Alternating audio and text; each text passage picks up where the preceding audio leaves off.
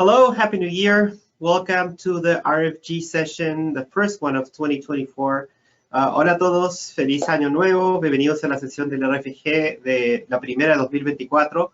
This year, the RFG is actually turning 20 years in March, right, Bernie? Well, yes, 20 years completed. Started in 2004, March of 2004. Sí. Bueno, este año llegamos a los 20 años de servicio de la RFG a cargo de Bernie, así que es un año importante para el grupo. Okay, should I start with the general overview of the synoptic situation? Yes, that sounds good. Let's do that. Okay, vamos a comenzar con un resumen de la situación sinóptica. Let's start with a synoptic overview. Vamos a comenzar con el agua precipitable. We'll start with the precipitable water. And first, take a look at the big picture, just the whole continent. Comencemos mirando el continente entero, completito. There's a lot of interesting stuff going on. Hay varias cosas interesantes sucediendo.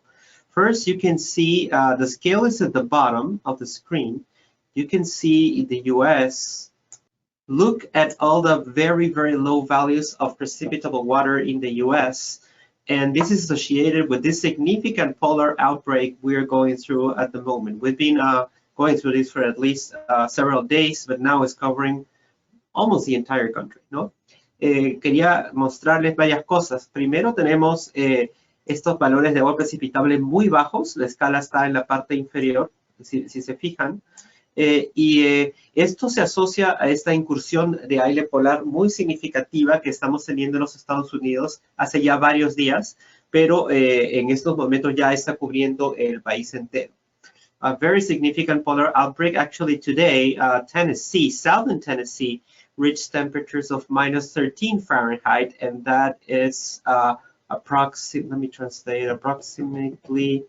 -25 Celsius. That's really cold. ¿No? Hoy día en la mañana, partes del sur de Tennessee, cerca al borde con Alabama, Mississippi, Georgia, llegaron a temperaturas de -13 Fahrenheit. Eso es cercano a los 25 grados centígrados, un poco menos, ¿no? Extremadamente frías para la región. Then something else that you can see the ITCC reflection on the precipitable water very well. So in general, I mean, it's not always the ITCC in the mass of precipitable water, but you can have an idea of where it is. Then over the continent, there's another region of confluence. We cannot see it here, but I'm just showing with precipitable water. This is what is called the near equatorial trough or net, ¿no? Podemos ver la ITCZ reflejada en el máximo de agua precipitable. Recordar que no siempre donde tenemos la ITCZ hay un máximo de agua precipitable, pero muchas veces suele ocurrir. En este caso se ve muy bien. Y sobre el continente tenemos un máximo de agua precipitable un poco más al sur. Y bueno, hay que analizar otros factores, pero hay una región de confluencia en nivel bajo. Esto es lo que se conoce como la vaguada ecuatorial o net. All right. Something else that we can see. In the South Hemisphere, we do have a moist plume that is arriving into southern Chile. This is an atmospheric river that comes from Polynesia, and it's moving into a far southern Chile. This time of the year is very hard for the systems to go too far to the north because we have the subtropical ridge blocking the northward progression of the systems. Y acá tenemos esta pluma húmeda que está yendo desde la Polinesia hasta el sur de Chile.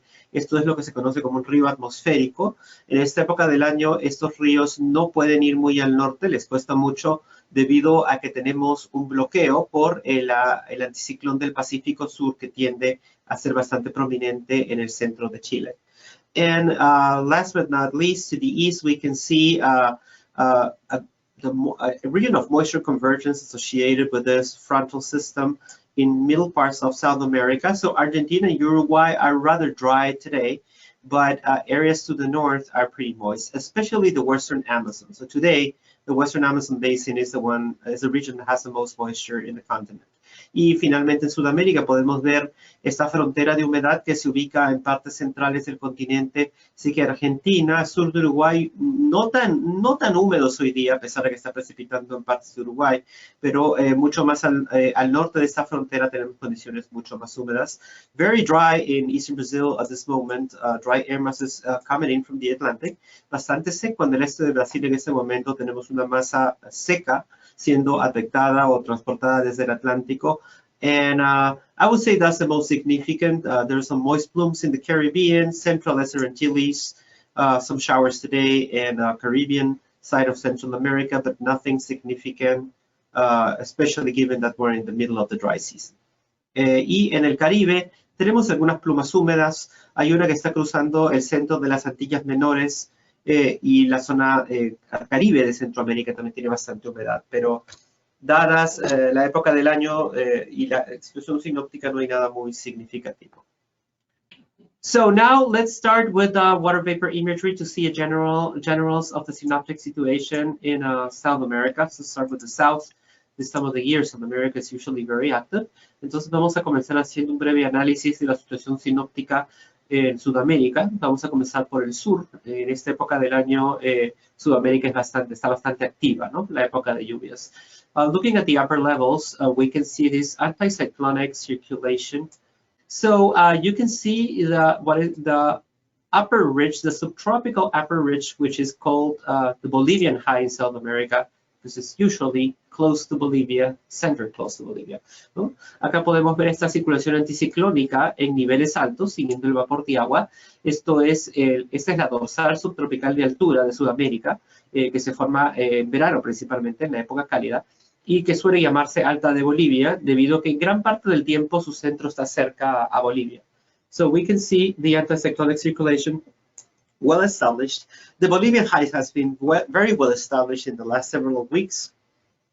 It is interesting because initially this wasn't expected given El Niño conditions, but as you might know, just one factor, just El Niño, doesn't really determine the synoptic pattern. We can get anomalies and things can be different than we would expect. That's why it's such a challenge to forecast in the medium range, ¿no?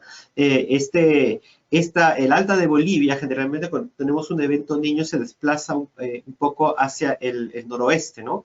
Y estábamos esperando que no estuviera tan organizada, pero ha estado bastante organizada en las últimas semanas, ¿no? Esto es un ejemplo de que no podemos usar simplemente un predictor que da cierta confianza para pronosticar lo que va a pasar con los sistemas, ¿no? A pesar de que todavía estamos con condiciones niño, el Alto de Bolivia está muy prominente y eso está haciendo que llueva bastante en partes de Bolivia y Perú, por ejemplo, donde se esperaban condiciones un poco secas para el mes de enero. Right. Then to the south, we can see the reflection of the atmospheric river in the upper troposphere, right? So we can see there's a broad upper trough, but embedded in this upper trough, there's a shortwave vortex here and another there. So these shortwave vortices, whenever they enter the continent, they enhance precipitation. And you can see that there is some reflection of high clouds associated with this rain event that is already forming off the coast of Aysén and Magallanes in southern Chile, ¿no? Acá podemos ver la reflexión del río atmosférico en el vapor de agua. Podemos ver que tenemos una vaguada amplia de nivel medio alto y podemos ver esas ondas cortas embebidas. La zona delantera de esas ondas cortas es generalmente la que más resalta el tiempo, los ascensos, y podemos ver efectivamente que acá tenemos una región de nubosidad de mayor desarrollo vertical que se está formando delante de este eje de vaguada. Then to the east, we can see the dry air mass over in Argentina at the moment. Some shallow convection. You cannot see it in the satellite. In this one, if I take off the water vapor, you can see there is some shallow convection in Uruguay. Maybe a couple of higher development further north, but it's very localized. But if you look at the water vapor, it's hard to tell. So you can see that most of that convection is shallow, except in Brazil, ¿no? Y después tenemos viendo la masa de aire bastante seco en Argentina y Uruguay. Acá en Uruguay, si vemos esta imagen, podemos ver que hay bastante aire seco, pero si vemos el producto de distinción de fase de nubes, donde uno ve más bien la nubosidad, podemos ver que sí hay regiones convectivas en Uruguay, ¿no? Y acá podemos verificar que se trata principalmente de convección llana, ¿no? Porque no podemos verla claramente en el vapor de agua. Comment from Regina. There was a strong storm in Rio Grande do Sul last night towards dawn this morning with hail and wind gusts up to 107 kilometers per hour. Wow. Oh, I see that now. Okay, yeah. Thanks. Oh, wow. Yeah. Sorry to hear that. So. Sí, entonces Regina Ito está mencionando que ha habido una tormenta bastante fuerte en Rio Grande do Sul, que es en el sur de Brasil, esta noche, con ráfagas de viento llegando hasta los 107 kilómetros por hora debido a la inestabilidad intensa e incluso granizo. And this is the region we're talking about. I'm going to use another color. Y esta es la convección remanente del sistema que pasó por Rio Grande do Sul ayer, un sistema como motivo de mesoscala. ¿No? Lo podemos ver en esta área. En este momento ya está un poquito más al norte y se está debilitando. So this is these are the remnants of what Regina mentioned, the storm in Rio Grande do Sul. Rio Grande do Sul is this state here in southern Brazil. And right now this is weakening, but still today we are still expecting strong thunderstorms in southern Brazil. We're seeing a couple of cells already developing in Paraná this time of the day. No? So Regina, Gregory asks, were the deaths from the flooding, flash flooding, or a combination of, because you mentioned hail as well as wind?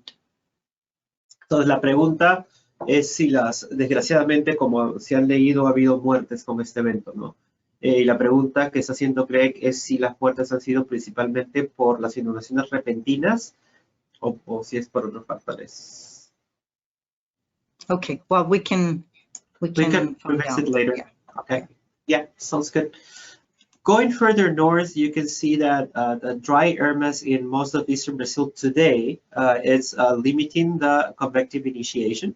So we have a broad area inside this dashed white contour where convection is not forming, right? Podemos ver que esta masa de aire seca que está en estos momentos en el este de Brasil está limitando incluso la iniciación convectiva, en muchos procesos de entrenamiento de aire seco, y toda esta zona dentro de estos contornos blancos no tiene mucho tiempo.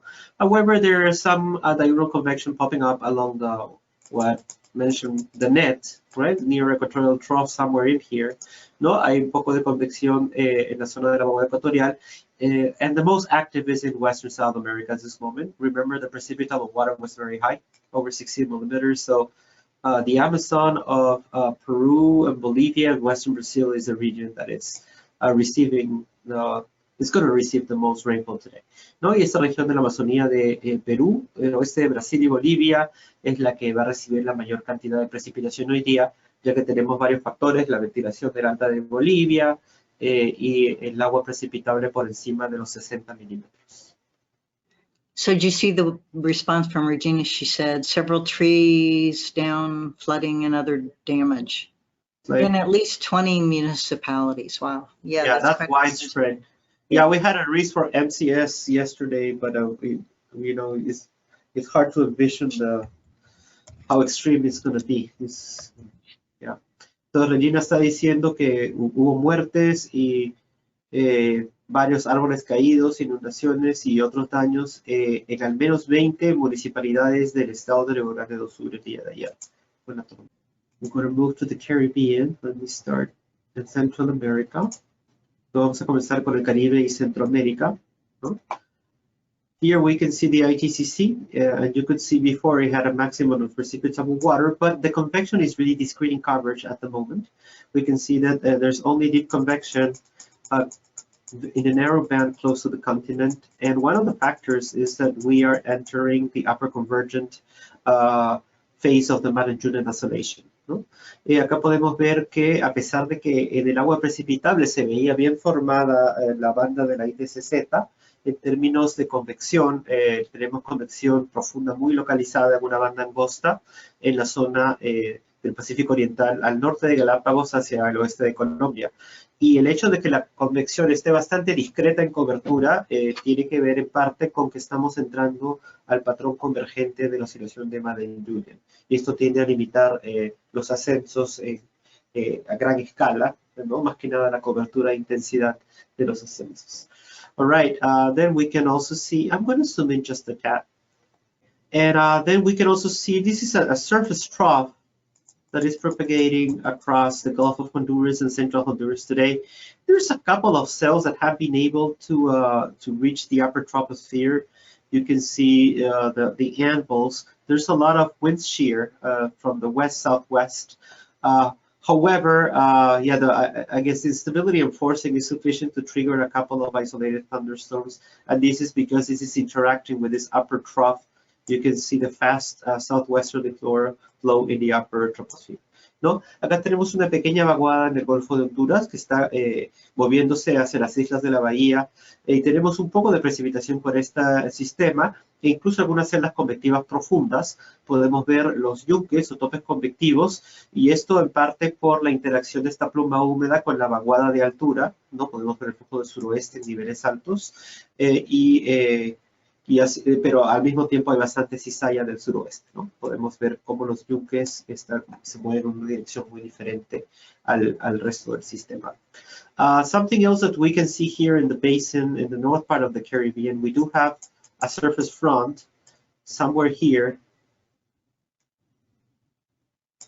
And you can have a general idea of where the front is by the shallow clouds, right? The postfrontal stratus and stratocumulus. So the front has made it into the central Yucatan Peninsula and is just into the Tehuantepec Isthmus or Chivelapa. So yeah, pretty far south and a lot of shallow convection behind the front. But in the Bahamas have been kind of wet lately. Actually, they've been getting a lot of frontal boundaries reaching the region and stalling and interacting with the upper trough, so that means a lot of precipitation. In this case, there's a couple of isolated thunderstorms, mostly east of the islands at this moment, but you can see the boundary and a few thunderstorms in the area. ¿No? Acá podemos ver también otro sistema bastante prominente. Es un frente que se ubica a través del noroeste de las Bahamas, el norte de Cuba, centro de la península de Yucatán y hasta el sur de México, al norte del istmo de Tehuantepec, ¿no? Podemos tener una idea que tenemos un frente por la cantidad de nubosidad estratiforme, llana, que podemos ver al norte del eje del frente. Ahora, en las Bahamas sí tenemos un poco más de convección, y esto en parte por interacción de la pluma frontal con la vaguada de altura. Hay suficiente inestabilidad y dinámica para generar algunas celdas convectivas que ya están al este de las islas. Okay. Other than this, we got a moist plume entering the central Lesser Antilles, but nothing extraordinary. And I think with that, this is what catches my eye. I don't know if there's more to say. Of course, there's a lot to say about the U.S. and the cold snap. Do you want to look at that after the briefing, Bernie, with the SO2 product? Yes, I'd go into the climate. Okay, sounds good. Let's go into the climate indices.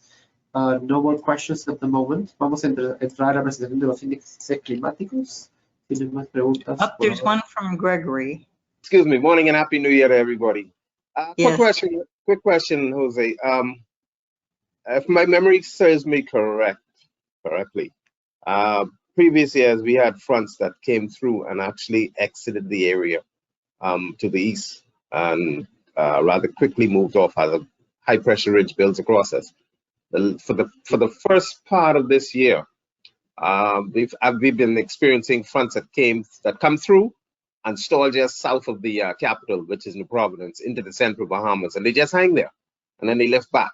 Is there something peculiar about that pattern going on, or my mind is just playing games with me? No, I've noticed the same thing.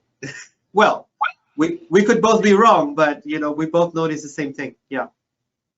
Yeah, they just do not clear us. We still have cloudiness hanging behind the front across the Northwest Bahamas, mostly the Northwest Bahamas, and we don't get much in terms of any real significant rainfall out of it. We get some brief showers, but nothing heavy. But the fronts just tend to back up towards the north.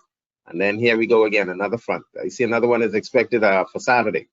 So we've been having a parade of fronts. Yeah. It's very active. I believe this has to do with the structure of the upper troughs and ridges on the large scale in the North Atlantic. Let me zoom out a little bit and I'll show you what I think is going on. So what happens in the atmosphere, there are several modes of variability that have different time scales and also different spatial scales.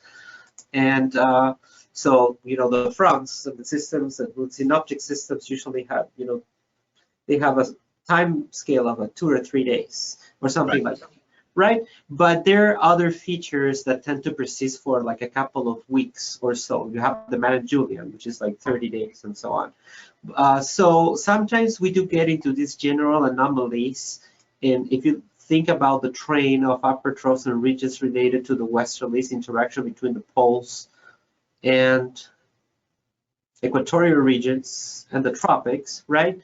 And sometimes we'll get into this persistent upper trough pattern in a region and persistent upper ridge pattern in another region. So whenever systems move, for example, at this moment, there is this general persistent upper trough over the US and then a ridge to the east, and there's another trough here. So these anomalies tend to persist for several days sometimes. And within these systems, you get other perturbations that propagate, but the tendency is for these to be persistent over, say, a period of 10 days or so. So lately, we've been in this persistent trough pattern across most of the US and then ridge to the east. So what happens when you have a system, and I know I'm being long, but I'll try to translate very shortly after. When you have a system that propagates, say the storm track is usually somewhere along this line, then first you will get a front here, and then if the storm were moving east, then you will get a front here, and then a front here, and then progressive, right, the clearing. But what's happening right now in, say, 2024 in the last 15 days, since we're having this general pattern, what happens? The storm first is here, so the front somewhere here, but then the storm goes here, so the front comes here, then the storm goes here, and the front stalls in the Bahamas, then it goes there, and then the front remains in the Bahamas, and then it dissipates, and then the front dissipates. So what I've been noticing is that because we're in this particular pattern, and also interacting with El Nino, which strengthens storms in the winter in the North Hemisphere, we've been getting these fronts like stalling over the Bahamas over and over and over. I don't know if this makes any sense. No, it makes a lot of sense. I mean, I kind of drew that kind of a conclusion that you pointed out just now. It's just peculiar that these fronts do not clear the Bahamas. They just stall across, just to the south of the capital. They don't move very far. Stall, and then they back up. Whatever moisture is left backs up towards the north, and then you have another system that tracks across the south, the Gulf states, and then we have another front, and it does the same thing. Right. And the fronts don't really come with much significant weather, and we don't even get the cold that comes behind. We're going to get some, I anticipate, by the weekend, but we get a little bit of a cool down, and then we warm back up. Okay. Yeah, thanks for the info. That's useful. Yeah. Yeah, unfortunately, we get the cold. So listen. I sympathize with you guys. So Greg, whenever we change this pattern that is usually 10 to 15 days or something like that, and we get into this ridge, a trough to the east, the story is going to be different. The fronts are going to last like maybe 30 minutes over you guys. So yeah. We're going into a warm pattern next week for the US, so we may transition as well for the Bahamas. Yeah. All right, thanks for the information, Jose. No problem. And ok, bueno, la pregunta de Greg fue qué sucedía con los sistemas, qué estaba pasando, que los sistemas frontales que están llegando a las Bahamas tienden a estacionarse sobre el noroeste de las Bahamas en vez de progresar hacia el este, ¿no? Como ha pasado, como es más común, ¿no? Tienen que estacionarse y se quedan varios días ahí. Lo que estaba mencionando es que en la atmósfera tenemos varias oscilaciones en diferentes escalas, de diferentes formas y diferentes, escalas espaciales y temporales, ¿no? Como por ejemplo la Madden Julian, que dura varias semanas, ¿no? A veces incluso un mes y medio, da toda la vuelta a la Tierra. Después tenemos un frente frío con un ciclón extratropical que tiene duración de pocos días, ¿no? Y después hay otras oscilaciones más bien en escalas intermedias. Y a veces entramos en estos patrones que se asocian a la interacción de la zona polar, del aire polar con el aire subtropical en invierno. Y tienden a, en parte estimuladas por ondas Rossby, ¿no? Relacionadas a ondas Rossby, y tienden a establecerse estos patrones semiestacionarios durante periodos de más o menos 10-15 días, ¿no? Entonces, últimamente hemos estado con esta tendencia a tener una vaguada de nivel medio-alto en gran parte de Estados Unidos, por lo cual ha estado muy frío, y más bien una dorsal anómala de nivel medio-alto al este. Entonces, lo que hace es que los sistemas frontales, en vez de pasar, como lo indican las zonas rosadas, directamente hacia el este y pasar por las Bahamas rápidamente, están siguiendo esto que estoy indicando en color amarillo, ¿no? Que se van hacia el noreste. Por lo tanto, el frente que queda rezagado se estaciona sobre las Bahamas, ¿no? En esta posición, ahí recién llega el frente. Si tenemos la baja acá con el frente, ahí llega a las Bahamas. En esta posición sigue el frente en las Bahamas y así, ¿no?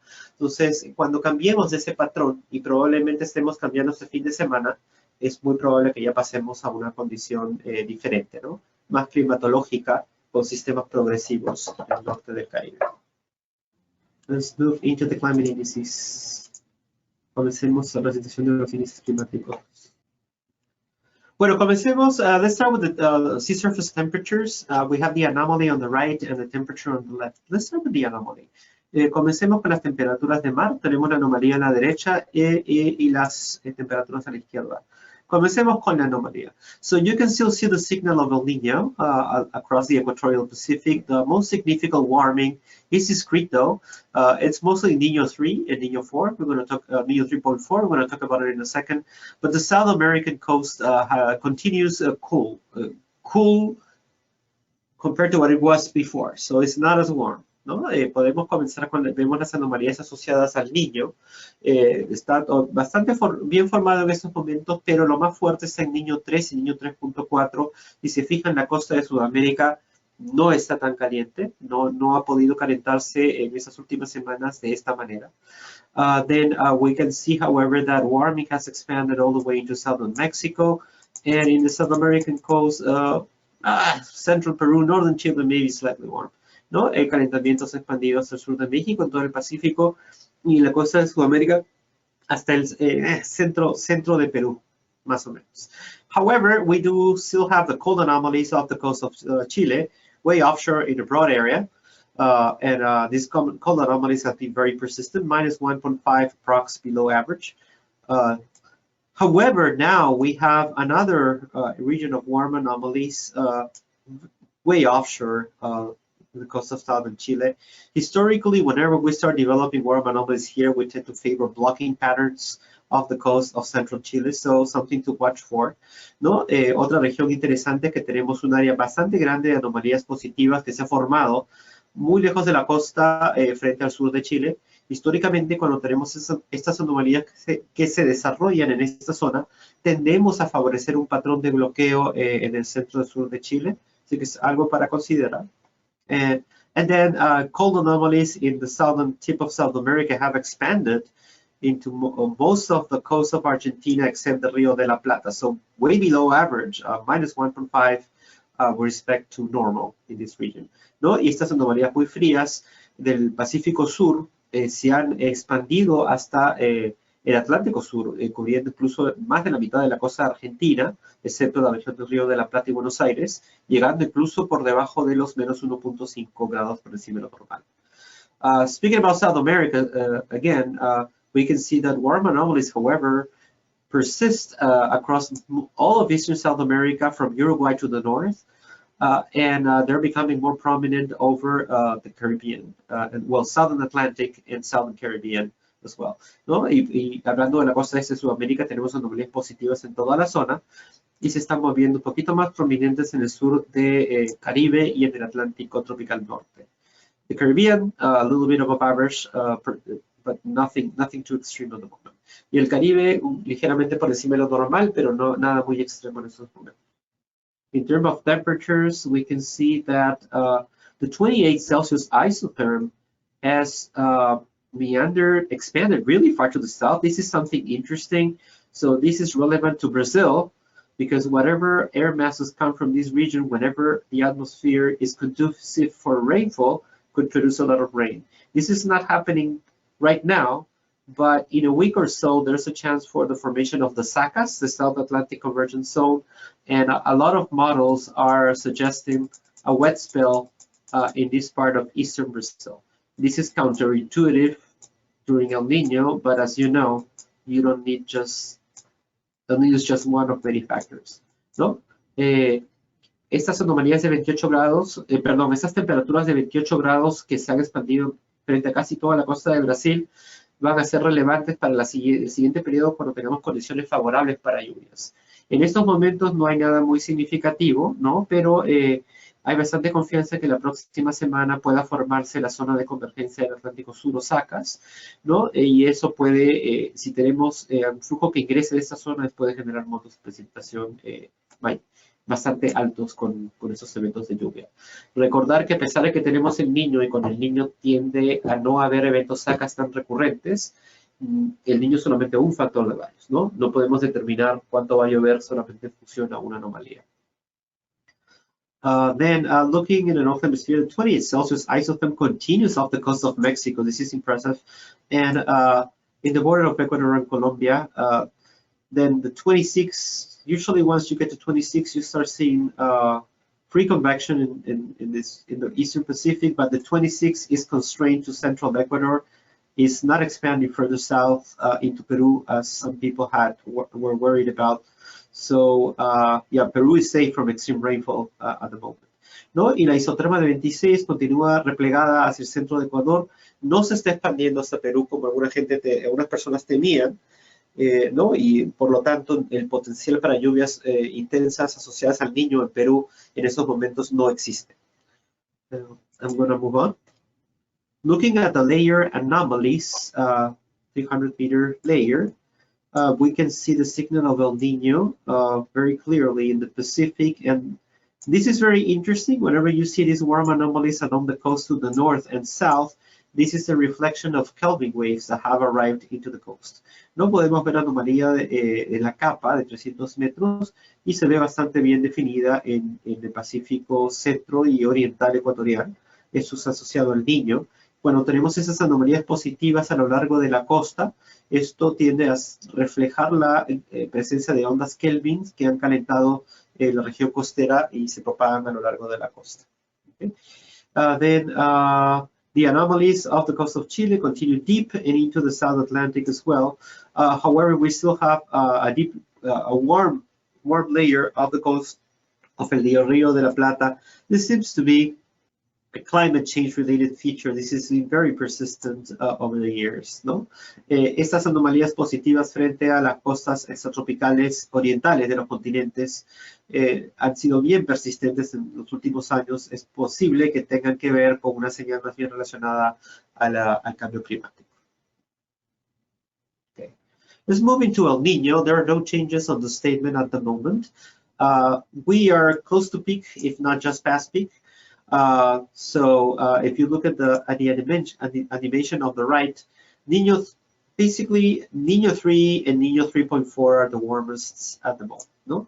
Hablando de El Niño, no hay cambios en el texto de CPC del Niño. Estamos probablemente cerca al pico si no acabamos de pasar el pico. En estos momentos las regiones 3.4 y 3 son las más calientes, ¿no?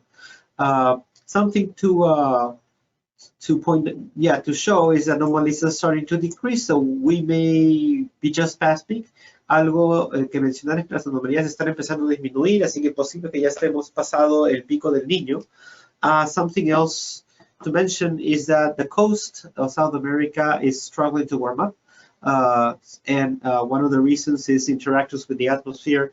The southerly winds along the coast of South America are too prominent, which is among other factors unknown, they're limiting the expression of these warm Kelvin waves that are arriving in the coast, ¿no? Y la costa, lo último es que la costa de Sudamérica no está pudiendo calentarse como debería con este ingreso de ondas Kelvin asociadas al evento Niño, y eso está pasando principalmente por estos vientos del sur muy prominentes, que han estado muy prominentes durante estas últimas semanas, y estos tienden a limitar la expresión del calentamiento de las ondas Kelvin, además de otros factores desconocidos. So looking into the oceanic Kelvin waves, we can look at thermocline on the cross-section on the left, and then on the right, we have a Hofmüller of the heat, upper ocean heat anomalies. And starting with the thermocline, we can see that we do have these very significant warm anomalies, but they're struggling to propagate eastward. Some of these warm, reaching the coast, but it's not really expressing in the surface very well, ¿no? Podemos ver acá estas anomalías de temperatura de mar a lo largo de la termoclina en el Pacífico, y podemos ver esta región prominente de anomalías positivas en la región de Niño 3 principalmente. Esto normalmente se propaga hacia la costa, pero si se fijan le está costando mucho propagarse hacia la costa de Sudamérica y expresarse en las temperaturas superficiales. Something else to mention are these, look at these cold anomalies. This is actually another Kelvin wave, and this is an upwelling Kelvin wave or cold Kelvin wave. And whenever you see this persistent and expanding and basically gaining territory, tends to indicate that there could be an abrupt end of the current El Niño. It's one of the predictors, not the only one, ¿no? Y otra cosa que vemos es estas anomalías muy importantes de temperatura en la termoclina del Pacífico Occidental están propagándose y extendiéndose rápidamente hacia el centro del Pacífico y hacia Sudamérica, ¿no? Generalmente cuando vemos un gradiente tan prominente y tan bien estructurado, puede ser una señal de que vamos a tener una finalización muy abrupta del evento Niño en curso, ¿no? Así que es uno de los varios predictores que tenemos que considerar. Looking at the Hofmüller diagram, we can see the potent Kelvin waves that were formed in October and November, and then now once they reach the coast, the energy kind of fades. There's another pocket of Kelvin waves here that should reach the coast in the next 2 weeks, but again, we are not confident that the coast is going to warm up significantly, ¿no? Y acá podemos ver estos paquetes de ondas Kelvin que fue formado en octubre y noviembre, cómo se propaga hacia la costa y llegó a fines de diciembre, enero y no ha calentado mucho. Acá tenemos otro paquete de ondas Kelvin que va a llegar durante las siguientes 2 semanas, pero no tenemos tanta confianza en que vaya a calentar la costa.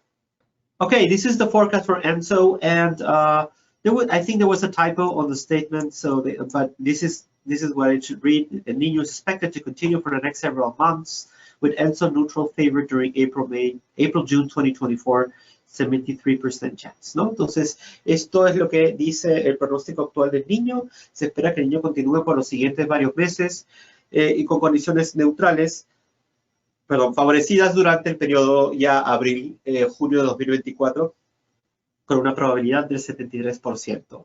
The probability forecast now is showing an abrupt change, what we were discussing before, sometime between the spring of the North Hemisphere or fall in the South Hemisphere. And now the chances for La Niña actually become more prominent starting in June, July, August, which is, interesting. A little bit worrisome for the hurricane season, but it's too early to tell, ¿no? Y viendo el pronóstico probabilístico, según lo que habíamos estado conversando, efectivamente ellos están viendo una transición bastante abrupta, ¿no? Especialmente durante la primavera del hemisferio norte o otoño del hemisferio sur, y podemos ver que a partir del trimestre junio, julio, de agosto, las probabilidades para La Niña aumentan muy rápidamente, ¿no? Esto es potencialmente preocupante para la temporada de huracanes del Caribe, pero es muy pronto para ponerse a conversar sobre este tema, ¿no? The dynamic models, this is unfortunately not updated these updates around this time, around the 20th of the month. But it shows, yeah, the abrupt change, especially during this period. Once we get into March, all the way into June, a lot of the models are cooling the Niño region very quickly, ¿no? Y viendo los modelos dinámicos del IRI, notar que esto no está actualizado, desafortunadamente se actualiza alrededor del 29 o 20 del mes. Igual está mostrando un enfriamiento bastante rápido durante la primavera del hemisferio norte. Okay. Looking at the Madden-Julian oscillation, we can see that at the current time, we got an upper convergent phase that is approaching the Americas, and it's going to cross us during the rest of this week. So quiet conditions in general, aside from isolated heavy rainfall events. ¿No? Acá podemos ver que tenemos la región convergente de la Madden-Julian, de la fase de la Madden-Julian que está moviéndose hacia ya a través del continente americano. Así que las condiciones para precipitación por debajo de lo normal deberían mantenerse durante el resto de la semana, salvo algunas regiones aisladas donde siempre pueden ocurrir eventos intensos. At this moment, if you look at the Hopuner diagram, so if you look at the slope of these curves, the fact that the curves are looking more inclined means that the Madden-Julian the propagation is becoming slower. ¿No? Si vemos acá a la pendiente de estas curvas, cuando las curvas se vuelven más inclinadas, no estas líneas, cuando se vuelven más inclinadas indica que la propagación de la Madden-Julian es más lenta. Y en estos momentos estamos entrando en una propagación bastante lenta, que es más o menos 1.5 meses en dar la vuelta a la Tierra. So at this time we continue transitioning towards a slow propagating MJO that is taking approximately 1.5 months to go around the globe.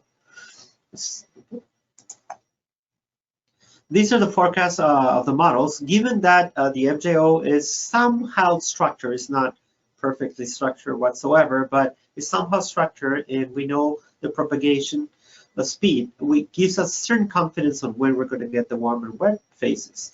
And at the moment, you can see there's a lot of confidence on very dry MJO, upper convergent, generally dry conditions persisting all the way into January 21st, 23rd, which is basically the weekend. ¿No? Viendo ya los modelos, podemos ganar confianza según lo que hemos visto en las observaciones de propagación lenta, no tan organizada, pero algo organizada. Y viendo los modelos, ¿no? Lo que hemos visto en las observaciones da confianza en que esto va a suceder. Podemos esperar condiciones más bien secas y convergentes en altura, persistiendo hasta más o menos 21 o 22 de enero en todo el continente. Then the wet phase, exactly when it arrives or develops, is still unclear, but at least looking at these three models, there is certain agreement on that by the end of the month, January 30 or 31st, we should go into the wet MJO phase, and this should persist at least 2 weeks given the slow movement of the MJO. So the first half of February may be wet in locations where the atmospheric factors, the local factors, are favorable for precipitation, ¿no? Y ya viendo el pulso húmedo, hay bastante acuerdo de que a fin de mes y ya hacia la primera mitad de febrero podríamos tener condiciones más bien húmedas de la Madden-Julian, ¿no? Así que febrero va a ser el mes, la primera quincena de febrero, donde tenemos que estar atentos en regiones donde la atmósfera, los efectos locales, los factores locales, los sistemas locales puedan favorecer lluvia significativa. Upper tropospheric waves and nothing significant at the moment. However, this weekend, well, early next week, we may get a wet Kelvin. You can see it here. A wet Kelvin crossing mainly the North Hemisphere, so tropical regions and subtropical regions of the North Hemisphere. And this could enhance precipitation in Mexico.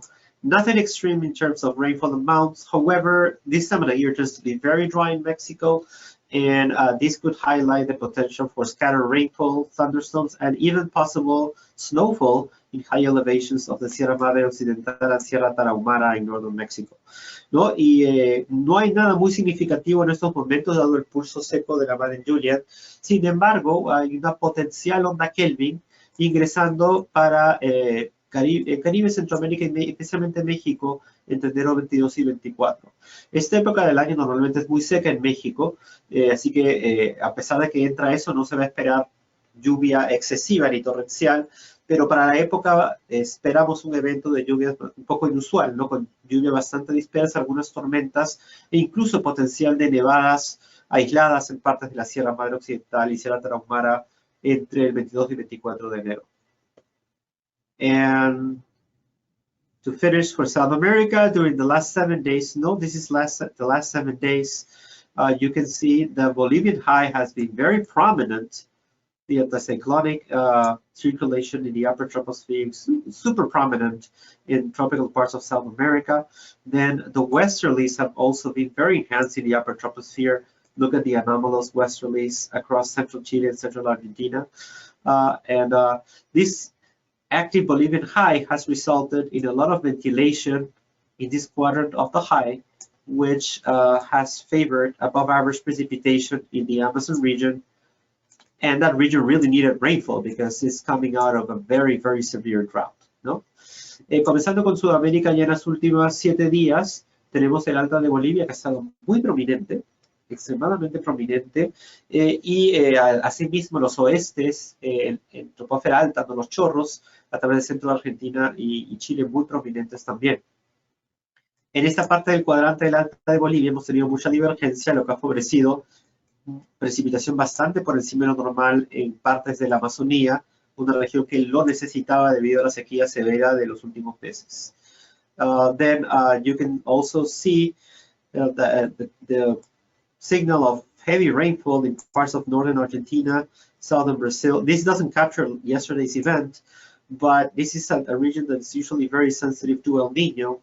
You tend to get a lot of MCSs during the spring and early summer, and unfortunately they keep getting heavy rainfall events, ¿no?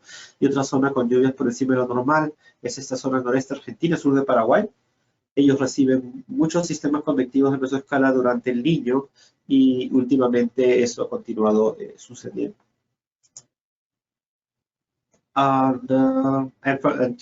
To finish with the Caribbean and Central America in the last 7 days, well, not much to say. We're in the dry season, so I'm not going to spend too much time on this. The most significant to me is this very active, this trough anomaly and persistent upper jets and after troughs crossing the continents. And you can see actually the signature in the 250 flow, but also in the 850 hectopascal flow. You can see the anomaly from the west. This has favored a lot of wind event and a dust event that affected West Texas, New Mexico, and northern Mexico a couple of days ago. And you can also see that this persistent region with upper troughs deepening has favored above average precipitation, basically from northern Cuba, Bahamas, and especially in the southeast US. No? Other than this, nothing too significant to talk about in the Caribbean Basin and Central America.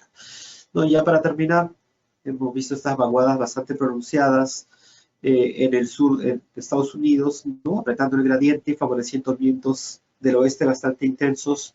Incluso en 850 se ven anomalías del oeste.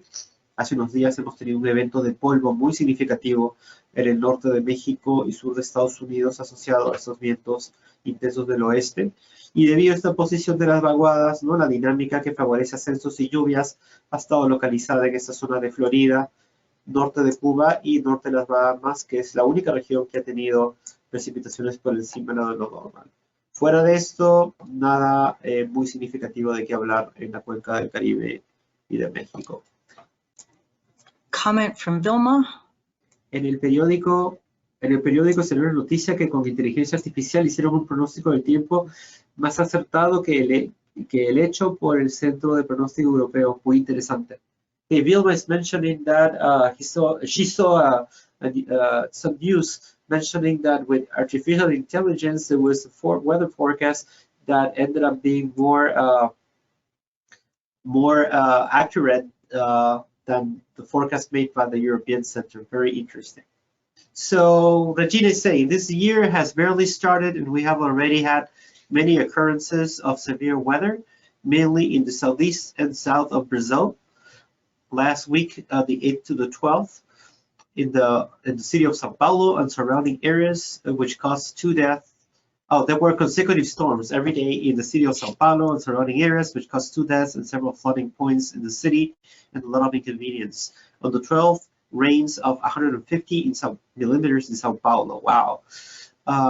Between the night of the 13th and 14th, there was another severe storm in Rio de Janeiro and the surrounding area, also with a lot of flooding, river overflows, many losses, and unfortunately at least 12 deaths. Oh gosh. There was a record of accumulated rain in 24 hours around 200 to 288 millimeters in Rio de Janeiro. Wow. Yeah, Brazil is just getting hit with all these disasters lately. Not good. Let me translate. Bueno, Regina de Brasil está mencionando que este año recién ha comenzado y Brasil ha tenido varias ocurrencias de tiempo severo, principalmente en el sureste y el sur de Brasil. La última semana del 8 al 12 hubo tormentas consecutivas todos los días en la ciudad de Sao Paulo y áreas circundantes, lo que causó 2 muertes y varias regiones inundadas en la ciudad y bastantes inconveniencias. Luego, en el 12, lluvias de 150 milímetros, llovieron 150 milímetros en Sao Paulo. Recordar que Sao Paulo tiene como 20 millones, ¿no?, de habitantes, más de 20 millones.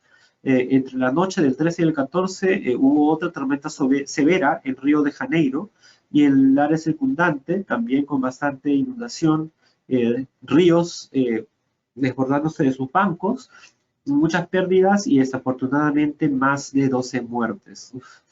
Y ha habido un récord de precipitación acumulada en 24 horas entre 200 a 288 milímetros en Río de Janeiro en 24 horas. Wow. Yeah, not good. Okay, do you want me to quick show the dust and then the cold and then another feature? Why not? Yeah. Go ahead. Okay. This is our normal dust product, and this is for the day that Jose mentioned there was dust in northern Mexico. So you can see the US border along here. Estamos viendo el producto de polvo tradicional y vamos a mostrar el día donde mencionamos que hubo este evento de polvo en México. Y podemos ver el borde de Texas con México en el centro de la imagen. Okay, so what color are we looking for? ¿A qué color estamos buscando para identificar polvo? A ver, esa es pregunta para todos. Comencemos discusión. ¿Puede levantar la mano o escribir por la caja del chat? Strong pink. Okay. So here we're seeing the dust, and I'm going to go through this.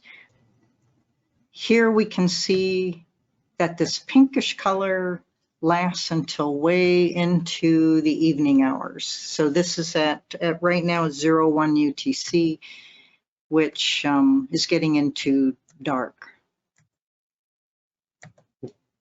Y ahora, sí, como efectivamente estamos buscando ese color rosado brillante, ¿no? Y ahora lo que está mostrando Bernie es ya el inicio de la noche, ¿no? Cómo evoluciona el sistema durante ya la noche, a partir de la 01 UTC. Back to you.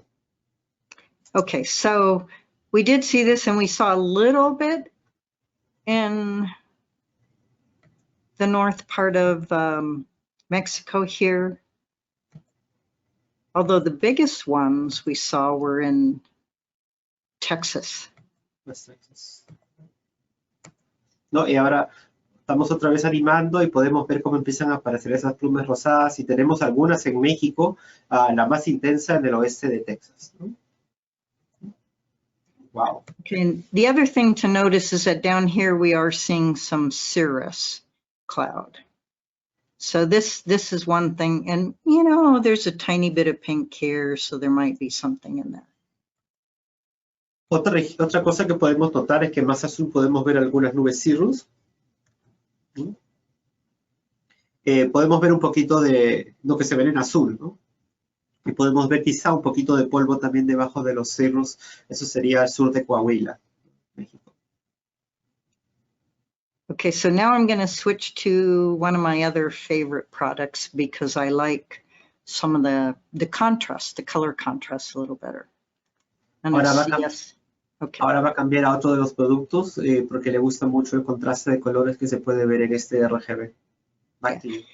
And one thing here is we will sometimes see those thin cirrus here. It's not saturating, so it looks a bit more diffuse. Okay, so that was one thing to point out. But you notice that those are moving this direction. Otra cosa que quiere mostrar Bernie es que acá también podemos ver esos cirros finos.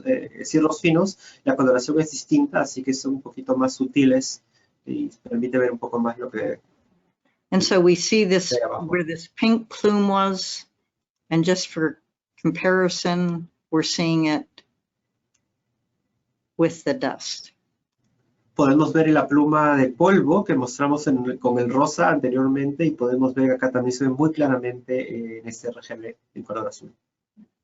Although I'm starting to see other little fingers of darker colors in here. And if you look at an animation more closely, I'm starting to see a little bit in these areas as well. Yep. Because the contrast is a little bit better. Yep. And down in through here, we're starting to see some different linear type features that are counter to which direction the upper level thin cirrus are moving. Sí, y también puede, según avanza uno un poquito en el tiempo, comienza a ver esas estructuras lineales asociadas al polvo que empiezan a aparecer en diferentes partes de la imagen. And Bernie, I wanted to add up, well, you can also, if you know the wind direction, which is what you mentioned, and also if you know a little bit the geography, those are the downsloping effect of the mountain range to the west tends to enhance that. So you can see, if you know where the mountains are, you can also gauge, you can also use that as a predictor to kind of conclude that it could be dust.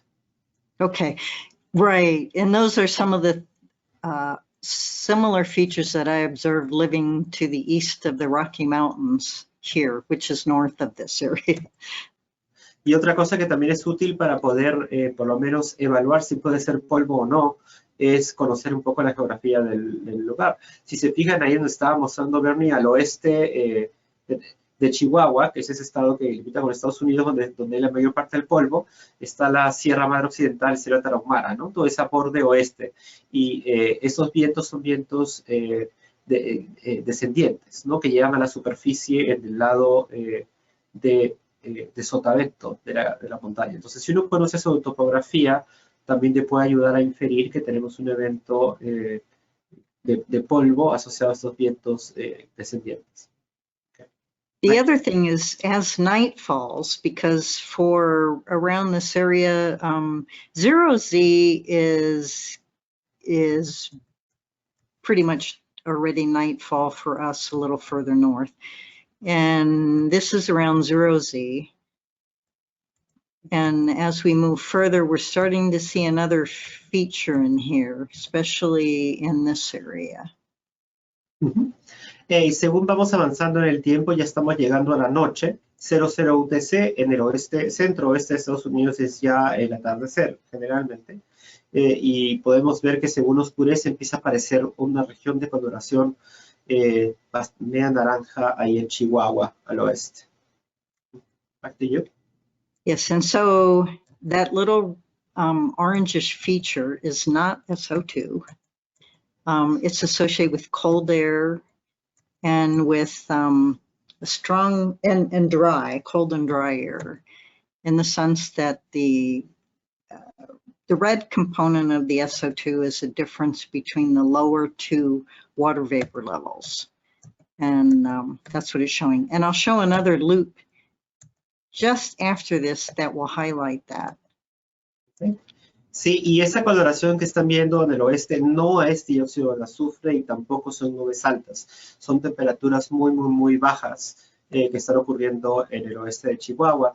Y esto tiene que ver, viene del canal rojo del RGB de dióxido de azufre, de todo el producto RGB. Ese canal rojo se construye con la diferencia de dos bandas de vapor de agua, la de nivel medio y la de nivel alto, ¿no? Entonces, cuando hay esas incursiones muy frías y muy secas, tiende a aparecer esa coloración rojiza, que la va a mostrar Bernie en otra animación asociada al evento de hoy en Estados Unidos. Okay. And so this is starting last Saturday until this morning, and it's every 2 hours. And so what is this feature here? And right now we're at midday here, but north of us, it's not very, there's not much daylight. Y ahora podemos ver esa, podemos ver esa coloración naranja que está apareciendo en el Canadá, ¿no? Y en el norte. Y notar que todavía estamos a la mitad del día y todavía se ve bastante bien, ¿no? Y esto comienza el sábado. You said, Bernie, this is from Saturday through today? Correct. Y este loop es bastante largo, es desde el sábado hasta ahora. Ahí pueden ver esa coloración rojiza bien definida. Yes, so you can, so this is during the day, and this is at night, where it's really, which is much brighter than through here. Notar que en este caso se ve durante el día también, pero durante la noche se vuelve mucho más brillante y prominente esta estructura. Bernie, how cold did you get? What's the coldest you guys got in Colorado? Yesterday morning we were, well, which is right about here. We had minus 20 Fahrenheit, which minus 28. Wow. Right. Bueno, en esa zona roja, que justamente Bernie vive exactamente ahí, tuvieron 29 grados centígrados bajo cero, casi 30 grados centígrados bajo cero en ese momento. Yeah. So more around this time we were about minus 20. So yeah. So there's a little bit of a lingering effect too. Okay. And as you mentioned, so then this is during the day and you could see warming of the atmosphere.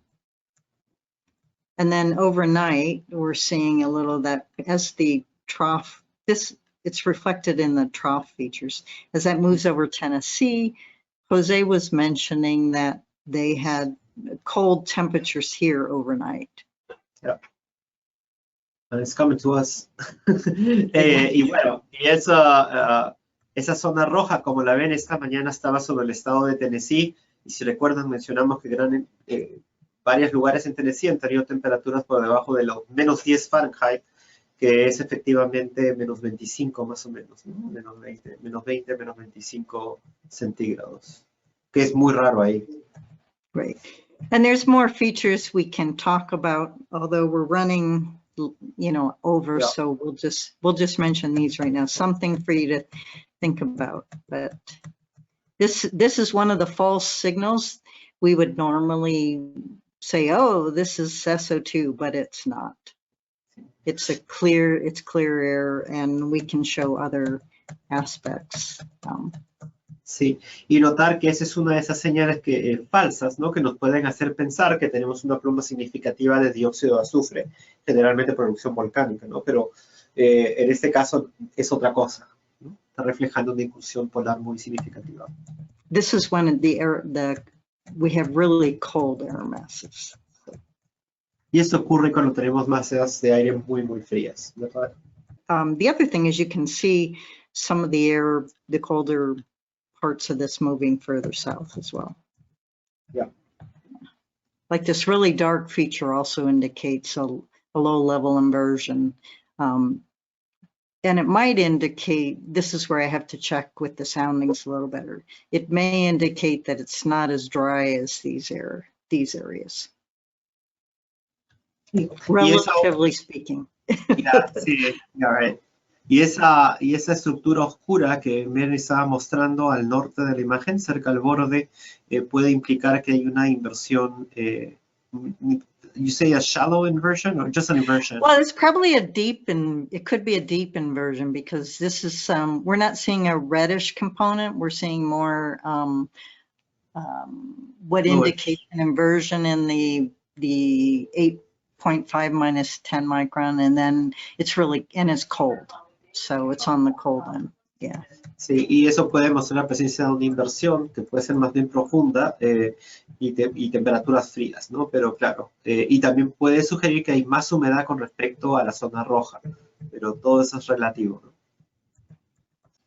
Regina is saying orange reddish stratospheric ozone.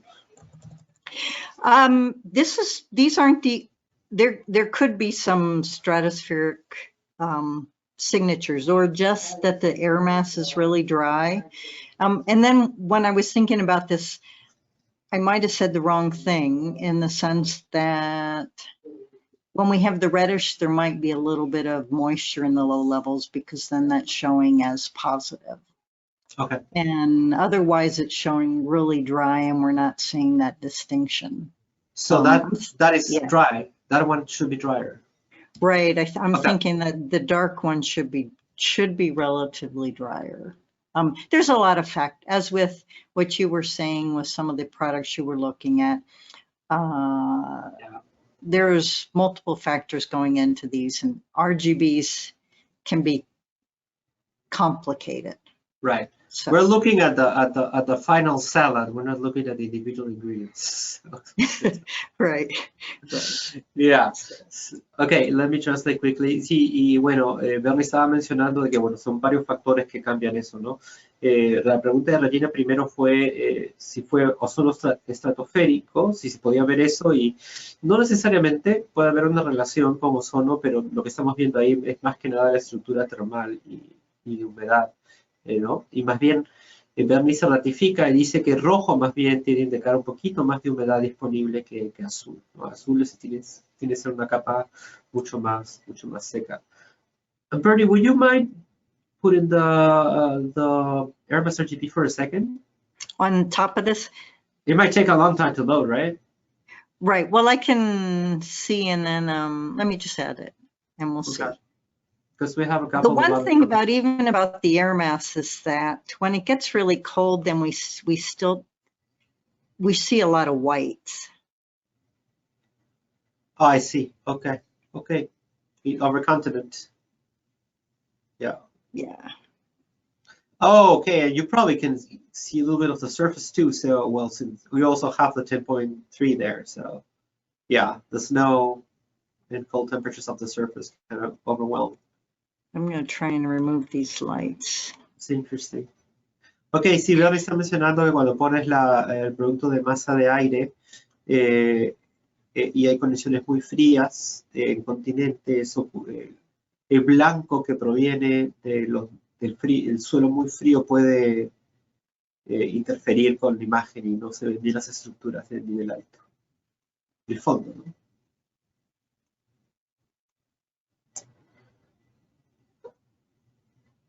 Actually, you can use your SO2 product as a better predictor than Right.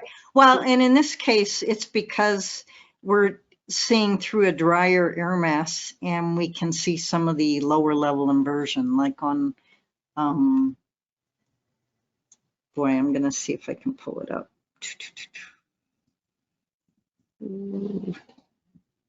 Oh, here, maybe this one here. So, for example, this was from way far north up here. I don't know if you can see that.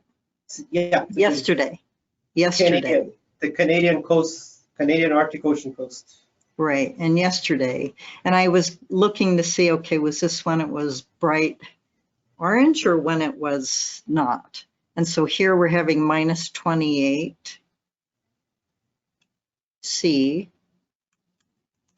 And where it changes sign is around 736 millibars. Big inversion. Right. So that's a pretty deep layer. And I could try and go for, this was at 0Z on the 16th. I could see if I could find that one. Y Tony está mostrando la inversión ahí en la costa ártica de Canadá, es el sondeo más cercano que estaba disponible y mostraba una inversión bastante profunda, ¿no? Recién La capa donde la temperatura aumentaba con la altura estaba desde la superficie hasta los 700 hectopascales. And that shows, Bernie, which color? That's where, you know what, I have to probably change the GOES. Yeah, don't worry, I don't want to complicate stuff. The GOES 18, so Yeah, we'll just, yeah. So it's somewhere up in here, and let me show, let me put the Latin lawn on that. So this is at minus 110. So it's up in here. So yeah, I can't remember if it might be showing either the dark or the, because you can see there's a really thin line. And I'm hesitant to zoom in right now just because don't worry about it will take forever to load.